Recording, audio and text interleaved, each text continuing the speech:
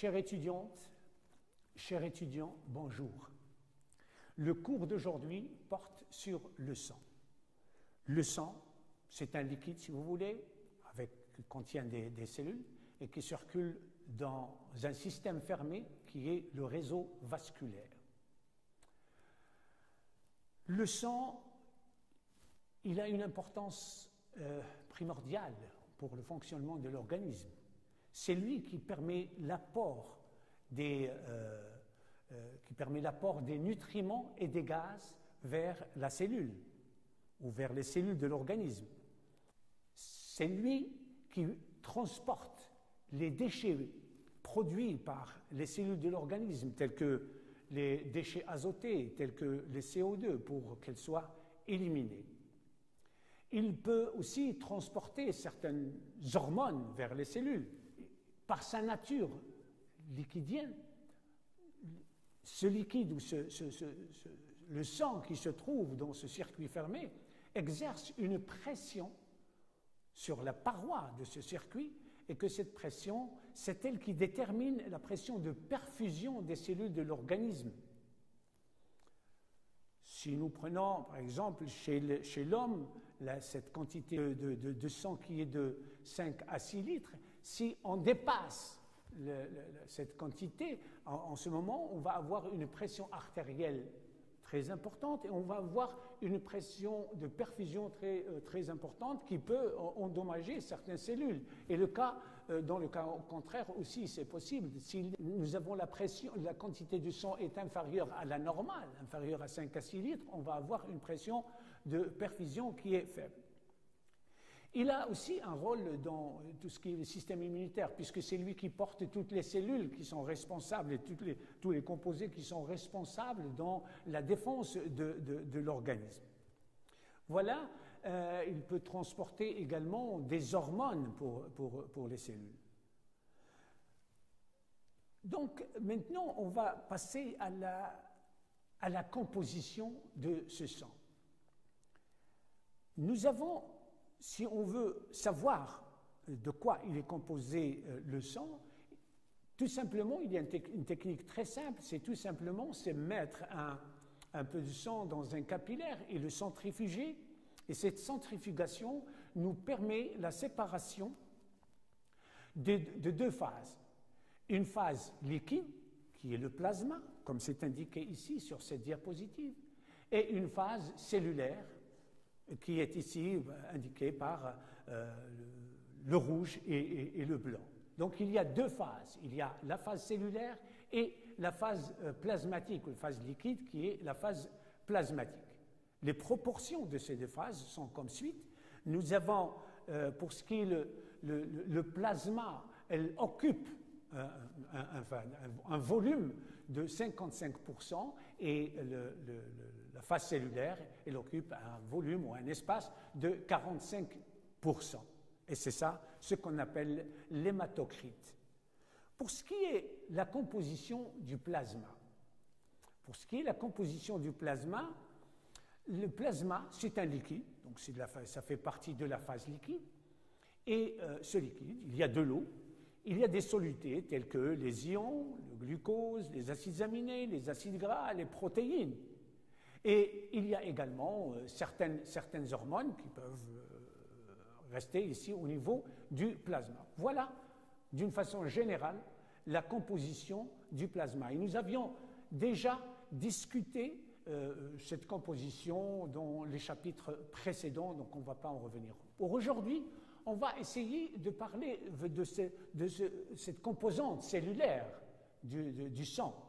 Et là, on va voir quelles sont les différentes composantes cellulaires du sang. Ces composantes cellulaires, on les appelle également les éléments figurés. Nous avons 3 catégories de cellules. Nous avons la catégorie des globules rouges, ou les érythrocytes, la catégorie des globules blancs, ou les leucocytes, et la catégorie des plaquettes sanguines, ou les thrombocytes. Alors, qu'en est-il pour leur formation? La formation des cellules du sang, porte le nom de l'hématopoïèse. Cette hématopoïèse, elle se déroule de la façon suivante. La cellule d'origine qui est à l'origine de la formation de ces trois catégories de cellules se trouve au niveau de la moelle osseuse. Donc au niveau de la moelle osseuse, nous avons des cellules qui seront à l'origine de la formation de toutes les cellules du sang, ce qu'on appelle les cellules souches pluripotentes et qui vont donner ces trois catégories de cellules. Nous allons essayer de voir dans la diapositive suivante, nous allons essayer de voir comment se fait l'évolution de la formation de ces cellules. Donc j'ai dit qu'au niveau de la moelle osseuse, nous avons des cellules souches qui seront à l'origine de la formation des cellules du sang. Donc les cellules souches pluripotentes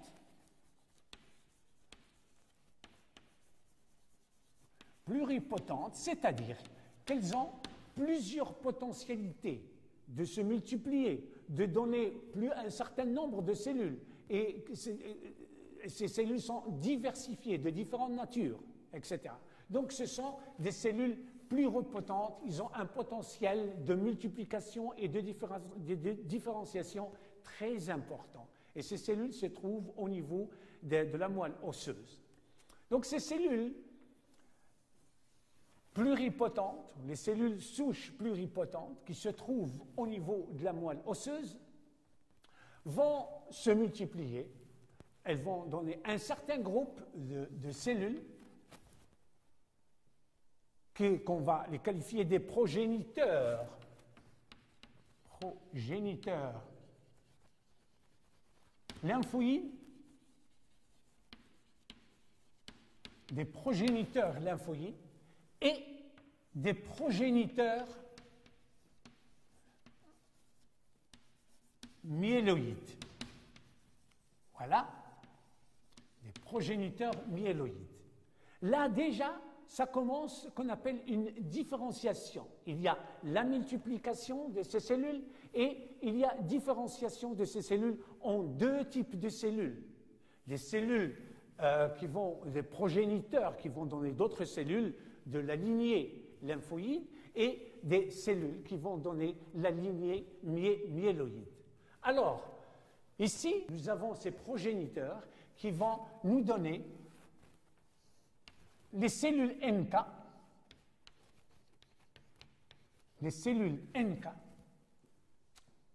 et les cellules qu'on appelle les cellules lymphoïdes B et les cellules lymphoïdes T. Pour ce qui est des progéniteurs myéloïdes, elles vont donner aussi différentes catégories de cellules, ceci par multiplication et par différenciation. Ils vont donner différentes catégories, différents types de cellules. Ils vont donner des monocytes et des polynucléaires.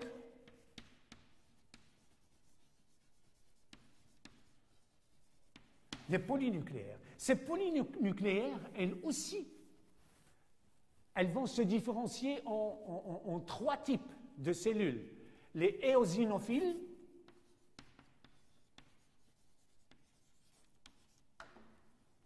les basophiles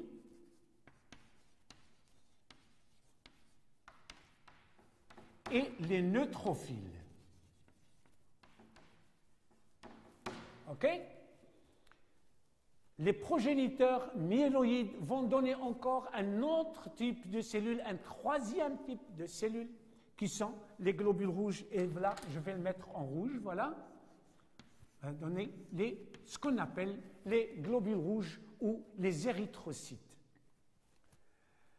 Elles vont aussi se multiplier et se différencier en un autre groupe de cellules qu'on appelle les plaquettes sanguines. Les plaquettes sanguines. Voilà, d'une façon générale, comment se fait cette formation à partir d'une cellule souche qui se trouve au niveau de la moelle osseuse, au niveau de la partie rouge de l'os, des cellules pluripotentes qui se multiplient, ensuite qui se différencient et qui va donner deux groupes ou deux catégories de cellules. Nous avons la progéniture lymphoïde et la progéniture myéloïde. Et là, donc ça va nous donner deux lignées, d'une façon générale, une lignée lymphoïde qui est celle-là et une lignée myéloïde qui est celle-là. Voilà. Tout ceci pour aboutir à la formation des cellules du sang. Et là aussi, on peut subdiviser, on peut regrouper ces cellules en trois catégories. Il y a ces cellules-là, jusqu'ici, ce que j'ai mis en blanc, ce sont les globules blancs, ok? Et nous avons les globules rouges, j'ai marqué ça en rouge, ce sont les globules rouges, et nous avons les plaquettes sanguines. Les plaquettes sanguines. On met seulement les plaquettes. Voilà, à partir d'une cellule souche pluripotente, qui a plusieurs potentialités qui se trouvent au niveau de la moelle osseuse, on est arrivé à la formation de ces trois catégories de cellules qui sont les globules blancs ou les leucocytes. Là aussi, on peut le mettre ici, le leucocyte. Les globules rouges ou les érythrocytes.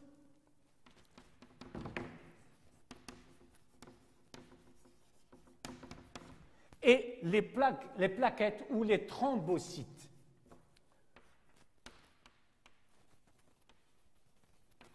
Ou les thrombocytes. Voilà.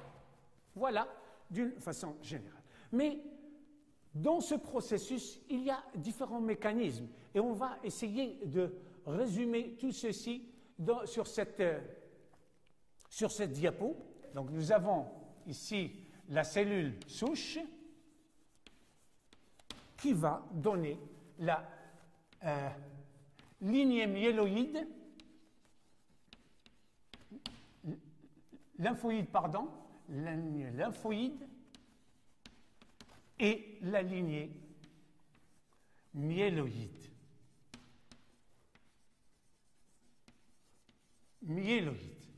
Alors là, déjà, il y a une multiplication et il y a ce qu'on appelle une différenciation.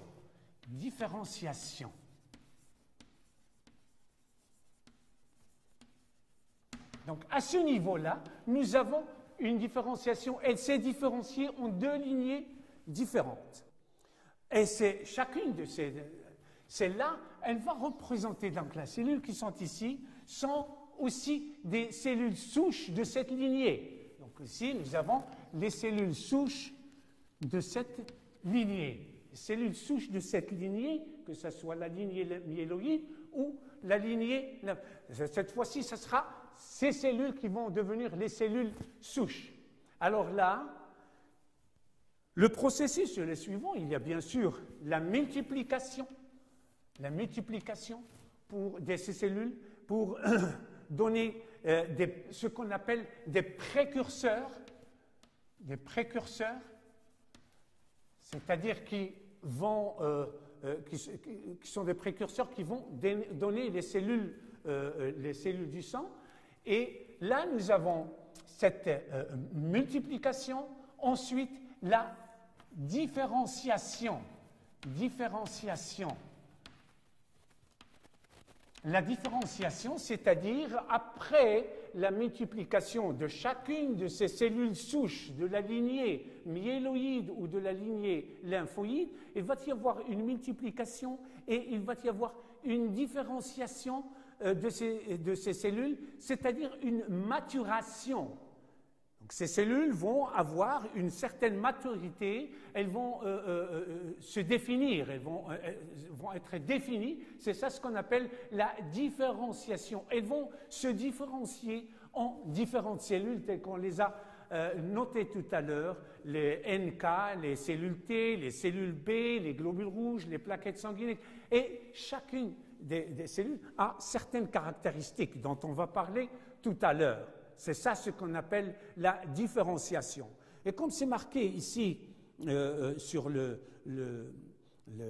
cette diapositive, nous avons la lignée myéloïde qui va donner les polynucléaires. Là aussi, c'est un résumé de ce que je viens de dire.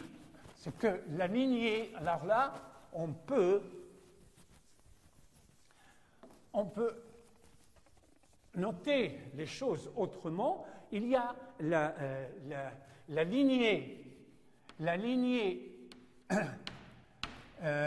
lymphoïde, par exemple, lymphoïde,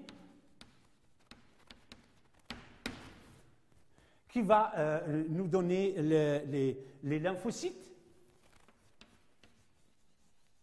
Voilà, d'une façon générale, c'est un résumé de ce qu'on vient de dire. Et la lignée myéloïde,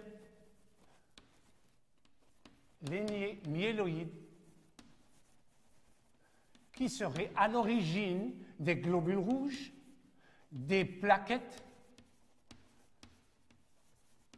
les monocytes et les polynucléaires. Voilà, cette formation ici, elle ne se fait pas d'une façon anarchique. Il y a quand même une certaine régulation.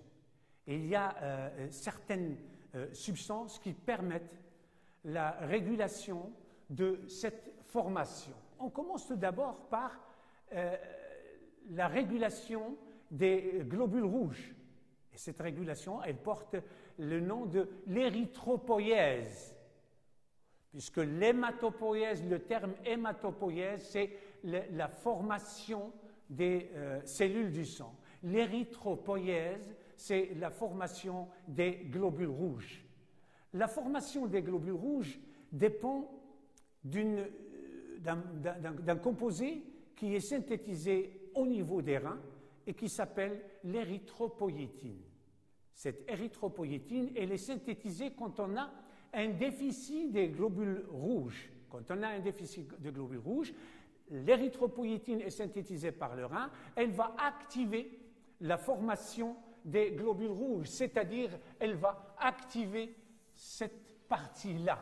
Donc ceci sous l'effet de l'érythropoïétine. Voilà, sous l'effet de l'érythropoïétine.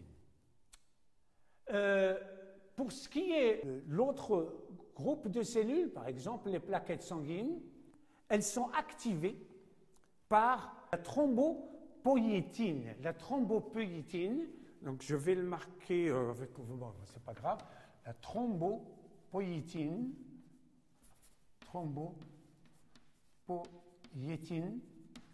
la thrombopoïétine qui va activer les plaquettes sanguines. Là, je vais le mettre avec une autre couleur.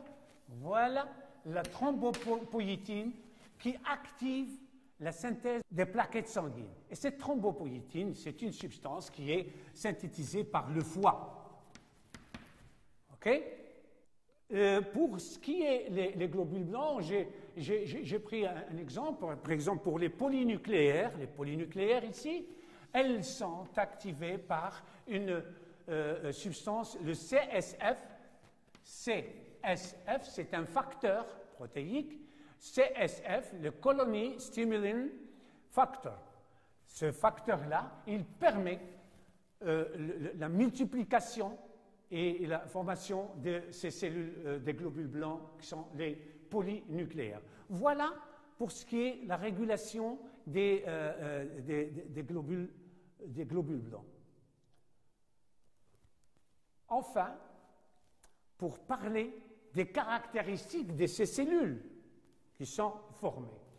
Nous avons ces trois catégories de cellules, les globules rouges, les globules blancs, les plaquettes sanguines, qui sont des cellules matures, qui ont subi une certaine différenciation, et chacune de ces cellules a certaines caractéristiques. Tout d'abord, les globules rouges. Les globules rouges se trouvent en quantité très importante dans le sang.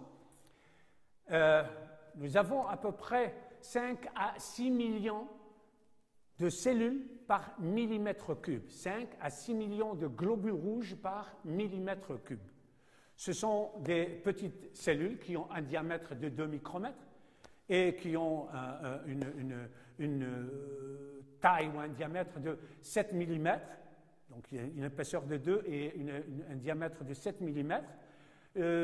Ce sont des cellules qui n'ont pas de noyau.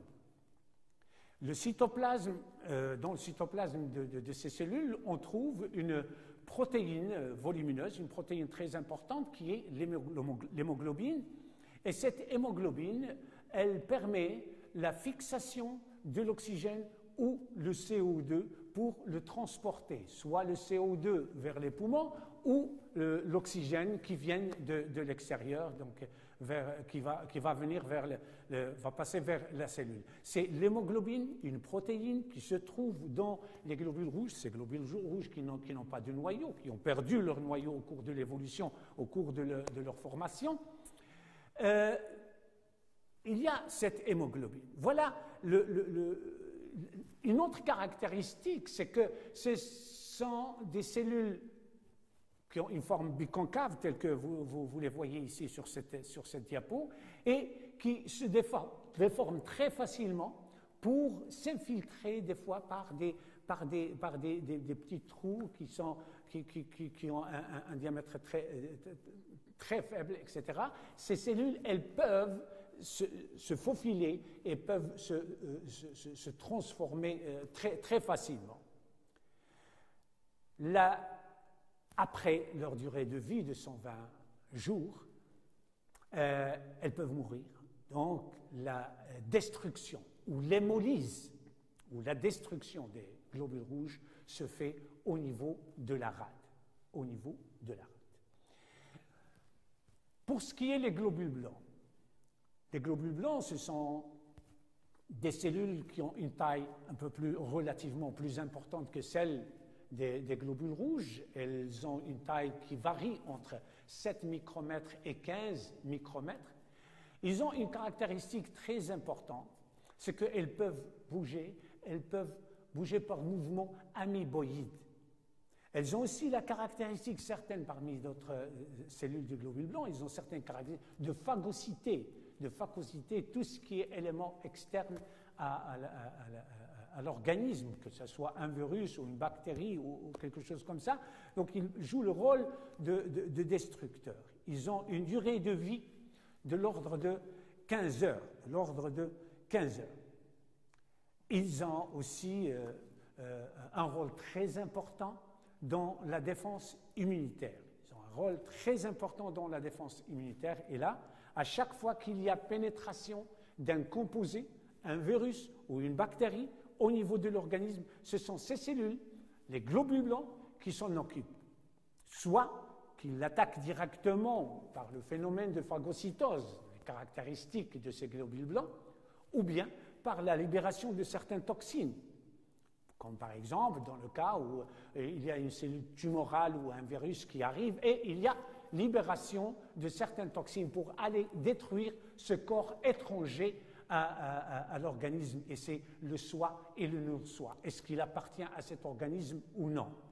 Là, sur cette diapositive, j'ai regroupé ces cellules, ces globules blancs, pour vous montrer que, quand même, il y a certaines différences morphologiques externes que l'on peut voir, et là, on peut distinguer entre deux groupes de globules blancs, des groupes qui ont des noyaux plurilobés, c'est-à-dire plusieurs lobes, et que ça fait partie des groupes des polynucléaires. Ils ont un seul noyau, et on les appelle polynucléaires, mais un seul noyau avec plusieurs lobes.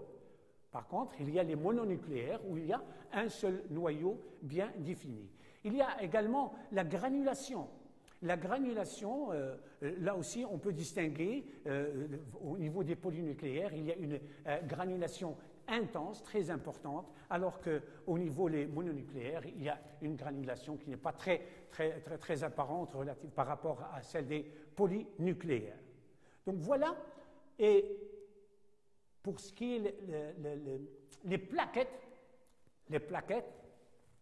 elles se trouvent à une quantité de l'ordre de 160 000 à 300 000 cellules par millimètre cube.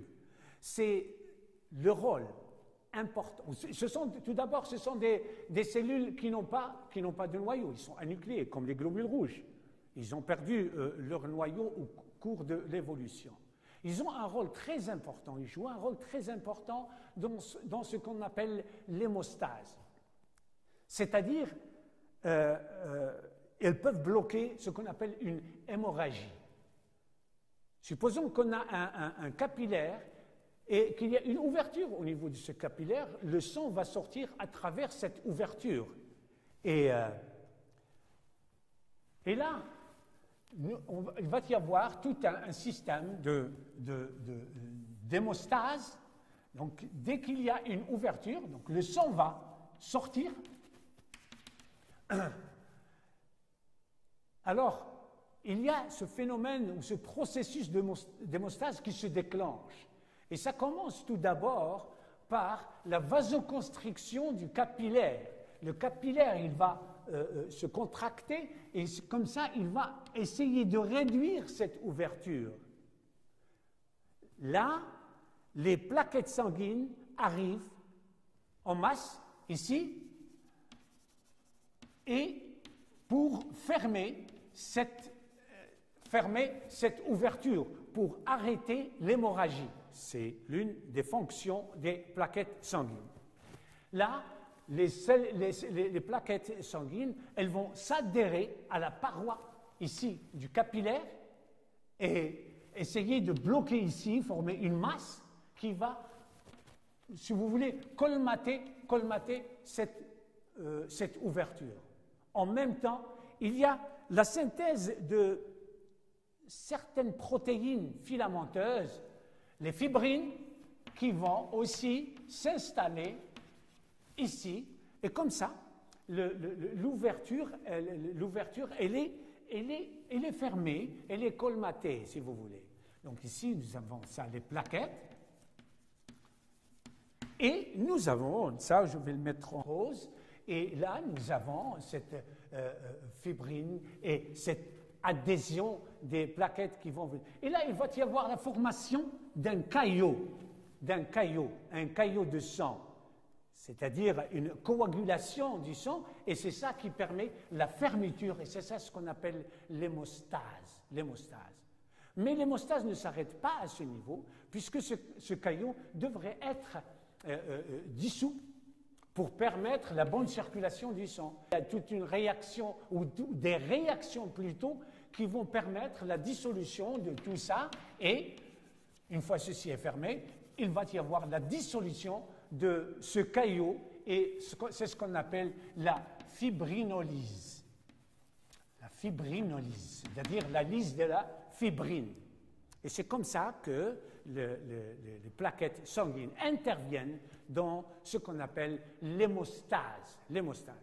Voilà, donc c'est tout ce qu'il y a à dire concernant, donc c'est un cours général sur la partie du sang, et merci pour votre attention.